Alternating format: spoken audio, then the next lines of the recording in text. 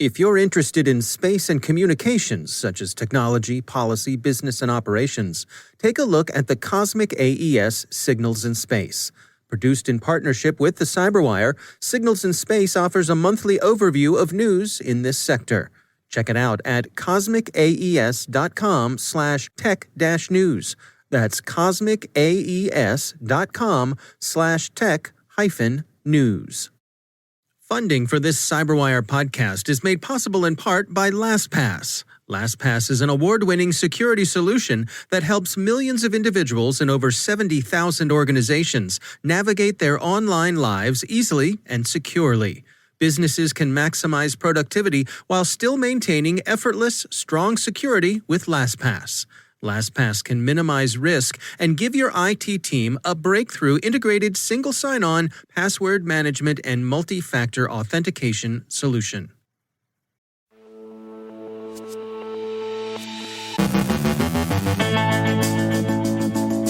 Another look at Pyongyang's Kimsuky campaign, phishing with bogus Google Docs, how Tehran got its hands on voter information. Rick Howard looks at containers and serverless functions. Malek Ben Salem shares the results of Accenture's 2020 Cyber Threatscape report. And looking ahead to the election influence endgame.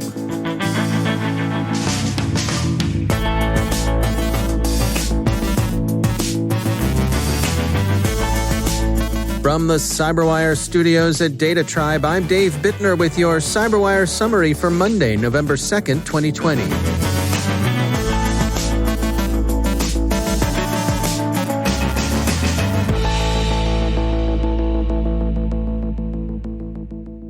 Researchers at security firm Cyber have released an account of North Korea's Kimsuky activity, the work of a threat group also known as Velvet Kolima, Black Banshee, and Thallium. Their research follows up information developed and shared by CISA last week. Cyber offers several new pieces of analysis, including descriptions of the KGH Spy modular spyware toolset and the C-Spy downloader, both of which lend additional stealth to the group's operations. The Kimsuky operators began working against South Korean targets, but their interests have expanded impressively. Among the targets Cyber identifies are pharmaceutical and biomedical research companies working on COVID-19 vaccines and therapies, the UN Security Council, South Korea's Ministry of Unification, which works on inter-Korean relations, various human rights groups which usually take a jaundiced view of Pyongyang's dismal record, the South Korean Institute for Defense Analysis, various educational and academic organizations, selected think tanks, government research organizations, journalists who cover foreign relations and defense issues affecting the Korean Peninsula, and of course, the Republic of Korea's military. Kimsuky has reached American targets as well. While Cyber thinks the evidence is short of dispositive, they conclude that there are clues that can suggest that the Kimsuky infrastructure targeted organizations dealing with human rights violations. Wired describes a new scam, evidently the work of Russian organized crime, that phishes victims with bogus invitations to cooperate on Google Drive documents. Essentially, it's Google Drive spam, convincing in the same way earlier campaigns that traded on fake Google Calendar invitations. People are disposed to trust an invitation to collaborate on a document. While Google says it's doing what it can to suppress this campaign, it does note the difficulty of providing foolproof protection from spam. So again, a cautious and skeptical user is the best defense. If the document is unexpected, and if it looks nonsensical, decline the invitation. There have been follow-ups to earlier reports of hostile activity. The U.S. Cybersecurity and Infrastructure Security Agency and the FBI have published a description of how Iranian threat actors used the Acunetics vulnerability scanner to search websites for voter registration information. Tehran subsequently used the information they obtained from the scans to mount the bogus and implausible Proud Boys campaign of threatening emails, which was quickly exposed and debunked. We say conventionally that the U.S. elections are tomorrow. Strictly speaking, with widespread early voting, they've been in progress for some time. But Election Day proper is tomorrow, and that's the day voting will be complete. Most observers think it unlikely that the vote itself is likely to be successfully manipulated by foreign actors, and much of the disinformation surrounding the election, like the rather bumbling Iranian attempt to discredit a campaign with forged threats we just discussed, has probably already taken place. So, the security of the vote itself seems unlikely to be compromised, but there remain 11th-hour threats to the election. It appears that the most probable cybersecurity incidents likely to arise in connection with the voting are disinformation efforts intended to exacerbate fissures in civil society and retrospectively call the legitimacy of the results into question. It's also possible, as Politico notes, that various accidents, malfunctions, or misunderstandings could be misread as cyber attacks. For example, false rumors about the unreliability of new and less familiar voting machines could gain currency. Among those less familiar voting systems are ballot marking devices. These have for some time been used to help people with disabilities vote, people who, for example, have difficulty reading small print or have a hard time holding a pen. These have been widely adopted in the state of Georgia, for example, and by a number of counties in Pennsylvania. Could such devices be hacked?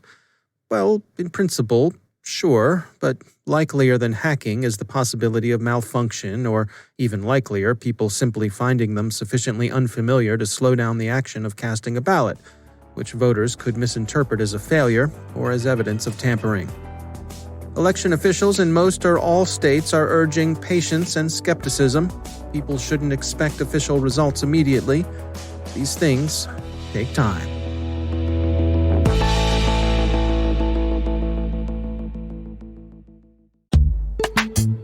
And now, a word from our sponsor, ThreatConnect. Designed by analysts but built for the entire team, ThreatConnect's intelligence-driven security operations platform is the only solution available today with intelligence, automation, analytics, and workflows in a single platform. Every day, organizations worldwide use ThreatConnect as the center of their security operations to detect, respond, remediate, and automate. With all of your knowledge in one place, enhanced by intelligence, enriched with analytics, driven by workflows, you'll dramatically improve the effectiveness of every member of the team. Want to learn more? Check out their newest ebook, SOAR Platforms. Everything you need to know about security, orchestration, automation, and response. The book talks about intelligence-driven orchestration, decreasing time to response and remediation with SOAR, and ends with a checklist for a complete SOAR solution. Download it at threatconnect.com/cyberwire. That's threatconnect.com/cyberwire. And we thank ThreatConnect for sponsoring our show.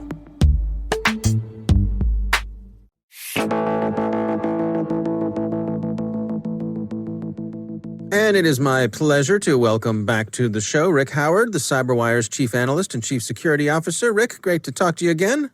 Hey, Dave. On this week's CSO Perspectives, you are tackling a couple of things, secure containers and serverless functions. Let's start off with some definitions here. I'm going to go out on a limb here and say that when we're talking about containers, we are not talking about those big crates that get shipped around the world on giant seagoing vessels. And we'll get to serverless in a minute, but let's tackle containers first.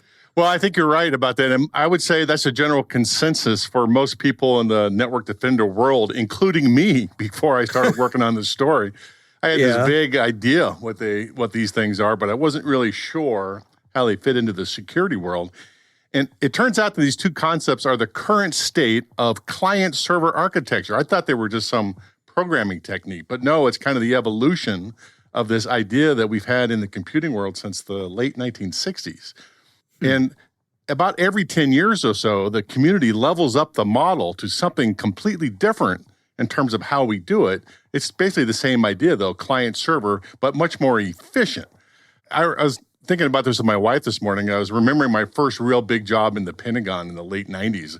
I was the first time I got a network management job, right? And I walked into the data center on my first day, and to my shock, we had all the important applications running on one computer. It was email, databases, web server, DNS, everything.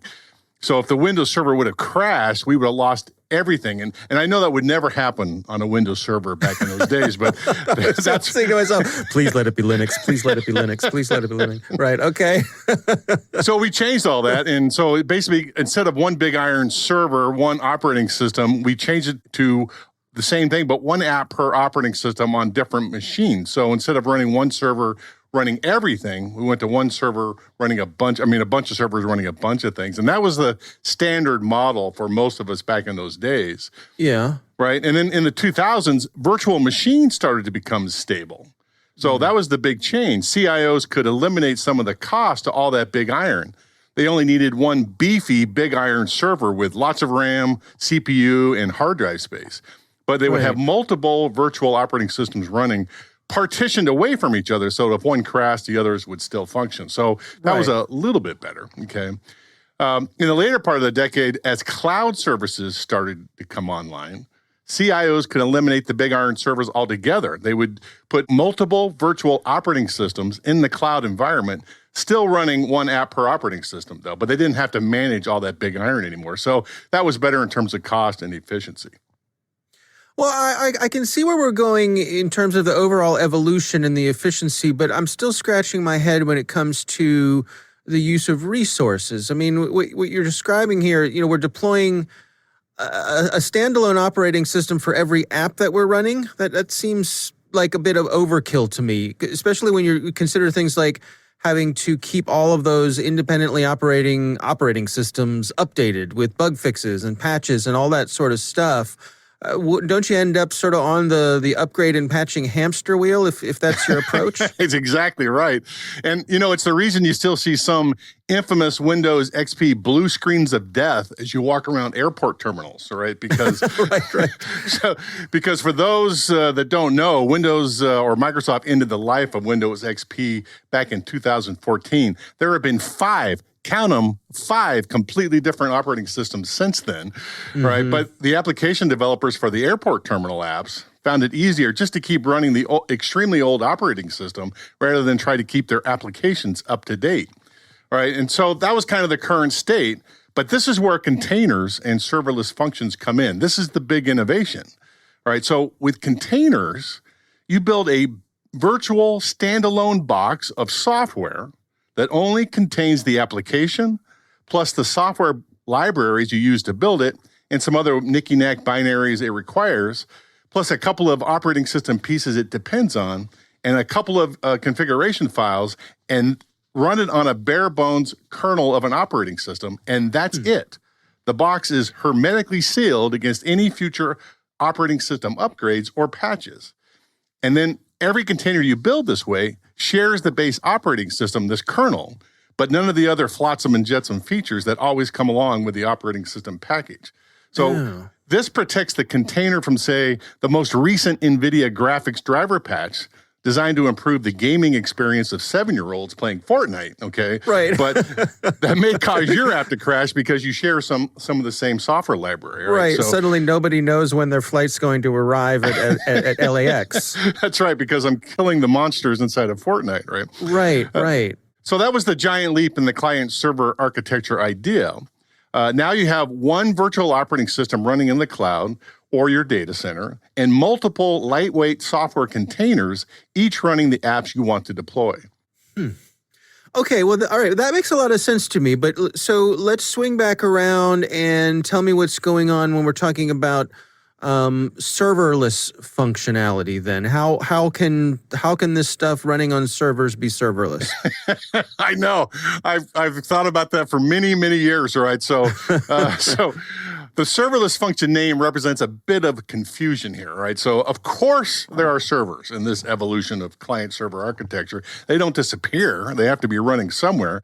The point is they are serverless for the customer. The customer doesn't have to manage the server and operating system at all. The cloud provider does it. Serverless functions take the idea of containers to the extreme.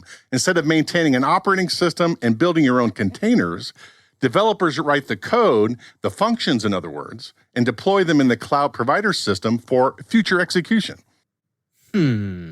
All right. I guess I'm still trying to get past this not being semantics and smoke and mirrors. I mean, it sounds to me like these are programming techniques. I see the value in sort of developers being able to kind of isolate potentially buggy code. But what about the security implications here? How does it affect that?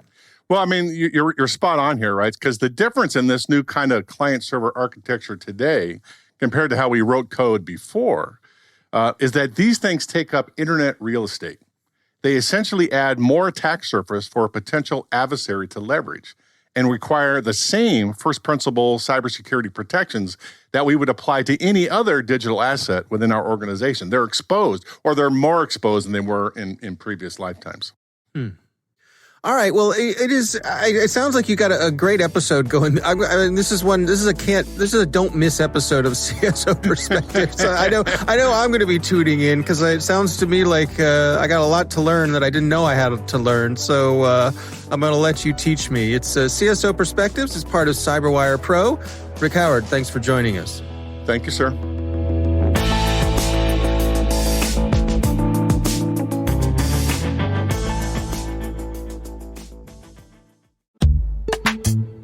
And now, a word from our sponsor, Verizon.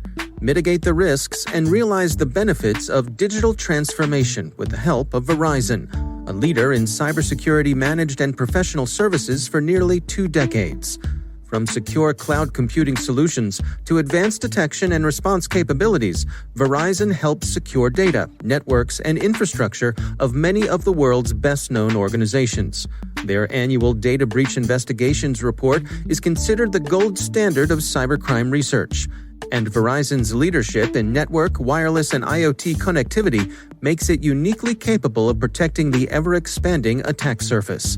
Let Verizon help you optimize your defenses and achieve the maximum return on your security investments. Learn more at verizonenterprise.com/products/security.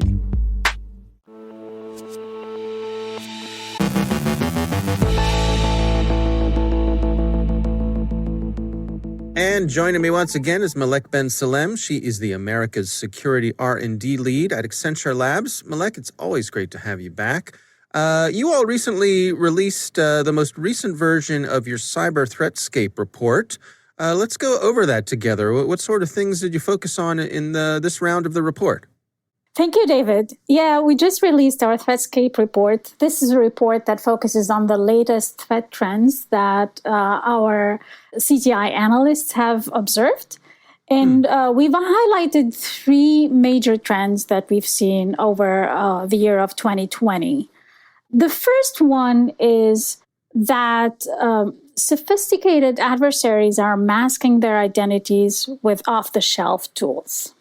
This is a trend that we've seen with a number of, suspected state-sponsored and organized criminal groups. They are using a combination of off-the-shelf tooling as well as open-source penetration testing tools at unprecedented scale.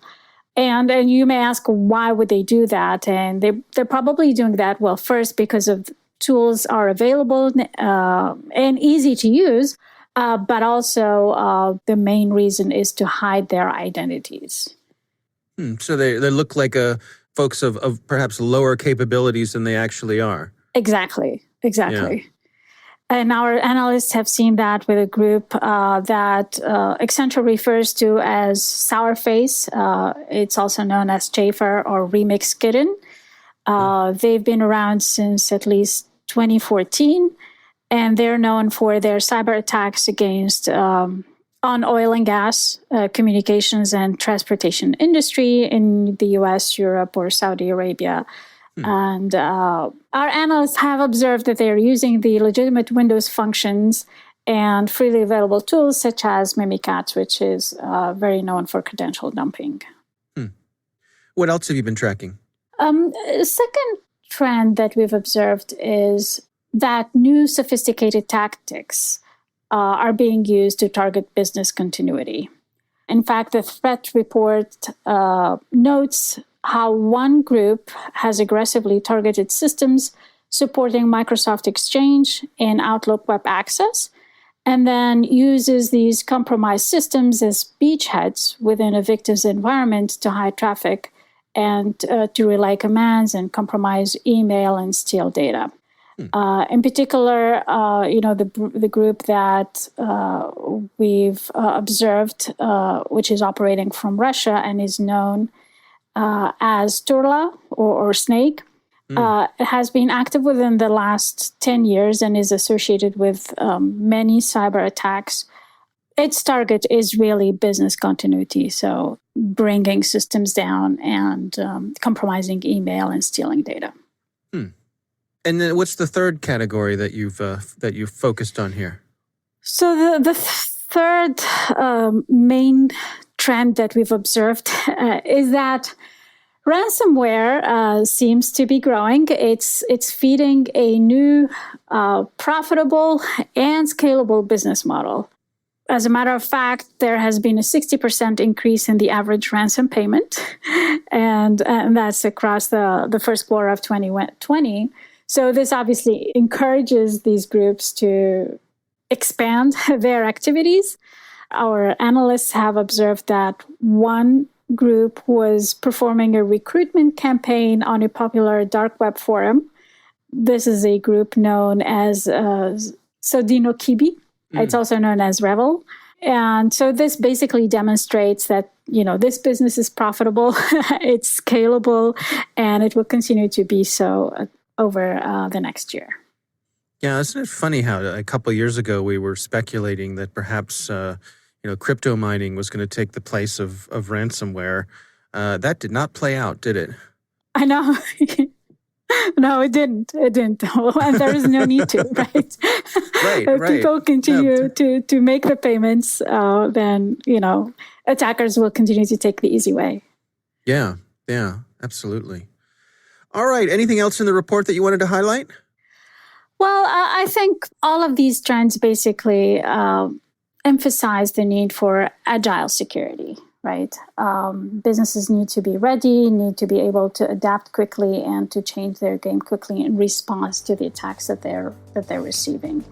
And the fact that COVID-19 has radically shifted the way we work also drives the need for that security agility that is of utmost importance. All right. Well, Malek Ben Salem, thanks for joining us. Thank you, Dave.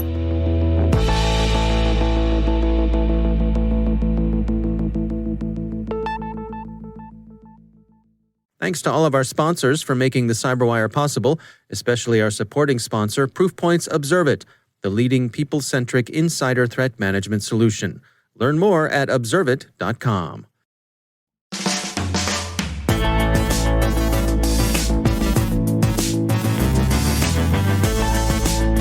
And that's the CyberWire. For links to all of today's stories, check out our daily briefing at thecyberwire.com. And for professionals and cybersecurity leaders who want to stay abreast of this rapidly evolving field, sign up for CyberWire Pro. It'll save you time and keep you informed. Oh, what a relief it is. Listen for us on your Alexa smart speaker, too. Don't forget to check out the Grumpy Old Geeks podcast, where I contribute to a regular segment called Security, Huh? I join Jason and Brian on their show for a lively discussion of the latest security news every week. You can find Grumpy Old Geeks where all the fine podcasts are listed, and check out the Recorded Future podcast, which I also host. The subject there is threat intelligence, and every week we talk to interesting people about timely cybersecurity topics. That's at recordedfuture.com/podcast. The CyberWire podcast is proudly produced in Maryland out of the startup studios of Data Tribe, where they're co-building the next generation of cybersecurity teams and technologies. Our amazing CyberWire team is Elliot Peltzman, Guru Prakash, Stefan Vaziri, Kelsey Bond, Tim Nodar, Joe Kerrigan, Carol Terrio, Ben Yellen, Nick Valecki, Gina Johnson, Bennett Moe, Chris Russell, John Petrick, Jennifer Iben, Rick Howard, Peter Kilpie, and I'm Dave Bittner. Thanks for listening. We'll see you back here tomorrow.